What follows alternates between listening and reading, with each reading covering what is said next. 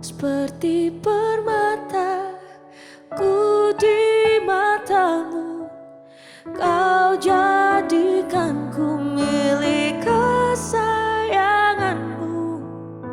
Seperti Bapa mengasihi anaknya, demikianlah Allahku mengasihiku.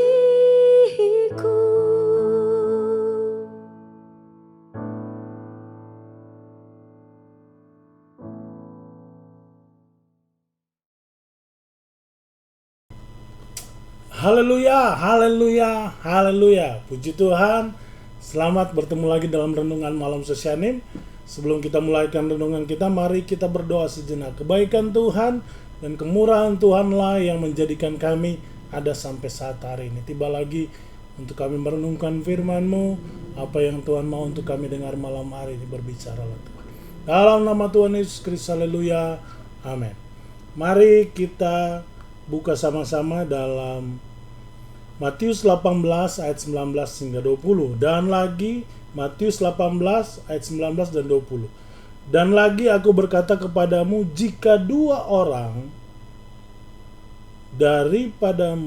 daripadamu di dunia ini sepakat meminta apapun juga, permintaan mereka itu akan dikabulkan oleh Bapakku yang di surga. Sebab di mana 2 atau 3 orang berkumpul dalam namaku, di situ aku ada di tengah-tengah mereka.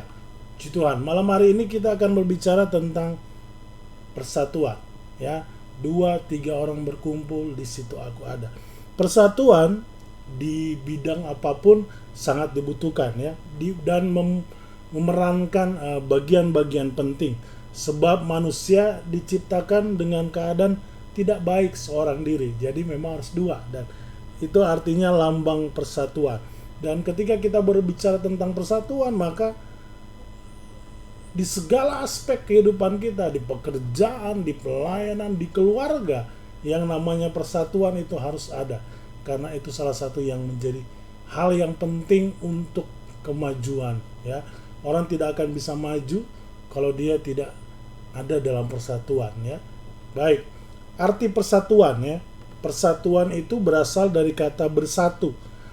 Artinya menjadi satu, berkumpul, bergabung untuk menjadi satu. Jadi persatuan artinya gabungan, ikatan, kumpulan dari beberapa bagian yang menjadi satu, ya. Persatuan itu adalah gabungan dari segala sesuatu. Jadi dari yang misa-misa menjadi satu dan menjadi gabungan. Ingat, ada sesuatu yang saya baca di buku, terus gini, ingat, persatuan adalah kekuatan, sedangkan pecahan adalah kelemahan, ya. Fungsi dari persatuan, kalau tadi apa itu persatuan, sekarang apa sih fungsi dari persatuan itu, ya? Fungsi yang dari persatuan yang pertama, 1 Korintus 12. Mari kita buka 1 Korintus 12 ayat 12 dan seterusnya. Saya baca. Karena sama seperti tubuh itu satu dan anggota-anggotanya banyak, dan segala anggota itu sekalipun banyak merupakan satu tubuh, demikian juga Kristus, ya. Persatuan itu asalnya dari perbedaan, ya. Persatuan itu asalnya dari perbedaan, bukan dari yang sama, tapi justru yang berbeda. Jadi ketika yang berbeda itu menjadi satu, disitulah kita berbicara tentang keindahan, di mana satu dan yang lain belajar untuk saling menerima, ya. Di ayat tadi bahwa tubuh itu banyak, tapi karena saling menerima akhirnya bisa berfungsi. Andaikan mata itu tidak menerima adanya kuping, kuping tidak menerima adanya tangan, tapi justru akan jadi susah, nggak connect, ya. Tapi ketika saling menerima, saling mengerti, saling melengkapi, apa yang tidak bisa dilengkapi oleh mata hanya bisa melihat, dia tidak bisa mendengar. Telinga hanya bisa mendengar, tidak bisa melihat, ya. Kalau disatukan menjadi suatu hal yang baik, mata kita bisa lihat dan kita bisa dengar. Jadi itulah fungsi dari persatuan, yaitu menyatukan sesuatu yang berbeda, ya, membuat suatu keindahan dalam persatuan dari hal-hal yang berbeda menjadi satu. Yang kedua, persatuan itu berbicara tentang kekuatan. Kita sering lihat, sering dengar bahwa lidi itu kalau satu itu gampang sekali untuk dipatahkan. Tapi kalau umpamanya dia udah jadi sapu lidi, begitu banyak dan bersatu dalam satu ikatan disebut sapu lidi, coba aja untuk mematahkannya, ya. Butuh tenaga yang ekstra. Di Indonesia juga mempunyai pepatah, ya. Bersatu kita teguh, bercerai kita runtuh. Jadi berbicara tentang persatuan, maka kita berbicara tentang satu kekuatan. Jadi ada juga bersatu kita teguh, bercerai kita runtuh, berat sama dipikul, ringan sama dijinjing, ya. Artinya ketika ada satu perkumpulan, ada satu persatuan, di situ ada kekuatan. Kalau tadi persatuan itu artinya menjadikan sesuatu yang indah, yang kedua persatuan itu membuat kita kuat, ya. Yang ketiga, apa yang terjadi? Keluaran 17. Mari kita baca. Kita lihat apa yang ada di Keluaran 17.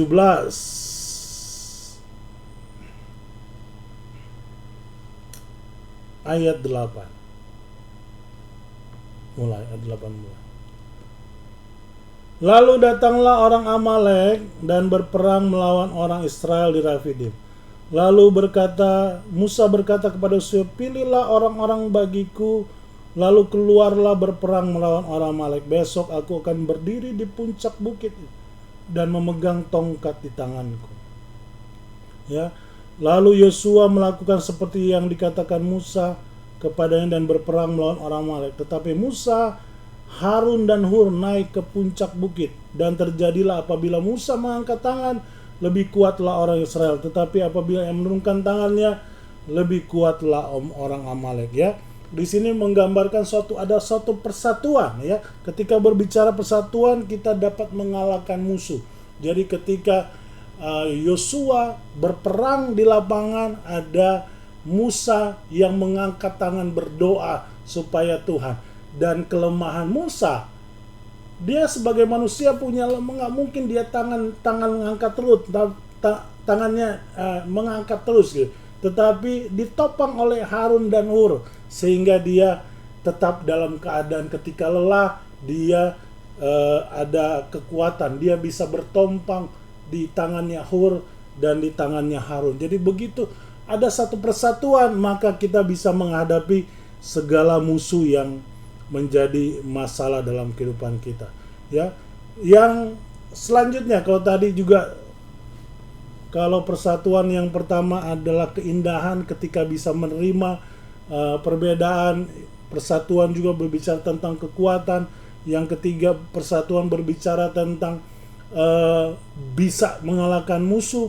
Maka di dalam Kejadian 11 ayat 1 sampai 9, di situ berkisahkan tentang Nuh, di mana Nuh kompak, Nuh, istri, anak, mantunya bersatu melakukan segala sesuatu yang mustahil buat manusia di zaman itu, ya.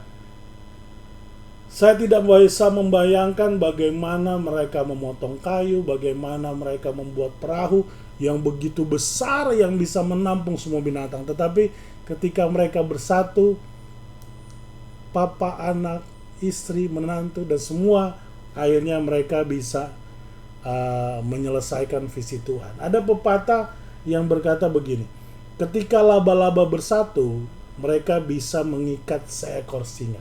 Kecil mungkin laba-laba, tapi ketika dia bersatu banyak, gitu, bahkan dia bisa mengangkat singa, ya. Sekarang pembahasan yang ketiga, bagaimana supaya kita bisa dapat bersatu, ya. Kalau tadi definisi udah, terus fungsi udah, sekarang bagaimana supaya kita dapat bersatu. Yang pertama, Roma 12. Supaya kita bisa bersatu, Roma 12. Roma 12 ayat yang ke-15. Roma 12 ayat 5. Bersukacitalah dengan orang yang bersukacitalah, dan menangislah dengan orang yang menangis. Ini berbicara tentang adaptasi, ya. Ketika kita berbicara atau penyesuaian. Jadi ketika kita berbicara persatuan, maka yang pertama yang harus kita lakukan adalah kita bisa beradaptasi atau menyesuaikan. Alkitab menulis bersukacitalah dengan orang bersukacita, menangislah dengan orang yang menangis. Artinya kita punya empati dengan, jangan orang lagi sakit kita malah tertawa, orang lagi tertawa kita malah menangis, ya. Itu bukan jadi persatuan, malah akan menjadi keributan, ya. Jadi yang pertama ketika kita mau bersatu, maka Alkitab mengajarkan harus bisa beradaptasi, menyesuaikan, ya. Roma 15 ayat yang ke-7. Bagaimana supaya kita bisa bersatu? Roma 15 ayat ke-7. Sebab itu terimalah satu akan yang lain, sama seperti Kristus telah menerima kita untuk kemuliaan. Yang kedua adalah saling tenggang rasa, ya, toleransi, menghargai orang lain, ya, menyimpan yang masih dapat kita terima. Jangan terlalu banyak mengeluh dengan orang lain. Belajarlah menerima kekurangannya. Jangan terlalu banyak kita menggerutu dengan orang lain, ya, karena dengan itu kita sedang membangun suatu persatuan. Bagaimana kalau sedikit-sedikit kita ngeluh, sedikit-sedikit kita heboh dengan kesalahan orang lain, akhirnya semua bubar, karena nggak ada persatuan. Tetapi ketika kita mau toleransi, kita mau saling tegang rasa, maka dimanapun kita ada, kita akan bersatu, ya. Yang ketiga, 1 Korintus 13. 1 Korintus 13 ayat 7. 1 Korintus 13 ayat. Ia menutupi segala sesuatu, percaya segala sesuatu, mengharapkan segala sesuatu, sabar menanggung segala sesuatu. Yang dimaksud di situ adalah kasih, ya.